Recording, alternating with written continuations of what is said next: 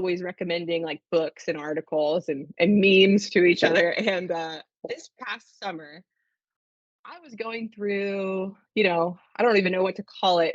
I guess it was a spiritual crisis. I was just in a lot of angst over a lot of things. Kind of, it's not true to say out of nowhere, but in a few ways, it was kind of a blind side to me, which almost made it worse.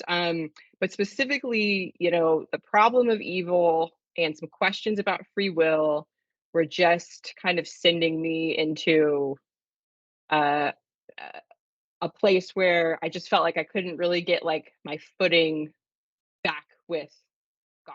Like I've been a Christian for a long time, intellectually very convinced of many, many, many things about the Bible and Christianity, and but there was just for this period of time, just really struggling to grasp a couple things. So I was bombarding Ian, sending my various complaints about the way the universe is ordered to Ian and asking for help. And he recommended a book to be called How Reason Can Lead to God by Joshua Rasmussen. Rasmussen. Um, so we're going to talk about that today. Oh, there it is.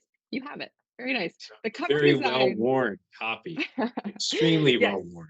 I mean, it's yellow Well, practically. I've read the heck out of this book. so how did you discover it, Ian? How did you find this book? Obviously, you helped me discover it, but how did you find it? Well, my story is similar to yours in some ways. I think Joshua Rasmussen, who's a Christian philosopher, I'll qualify that he's a theistic philosopher. He I discovered through our mutual friend Liz Jackson, who was in the undergraduate philosophy circle that you mentioned, and she's always been a tremendous intellectual influence on me. Was in undergrad for sure, and she produces public philosophy type content, and I think through her I became aware of Rasmussen and the kind of similar work that he was doing, and I found him to be a compelling, engaging thinker.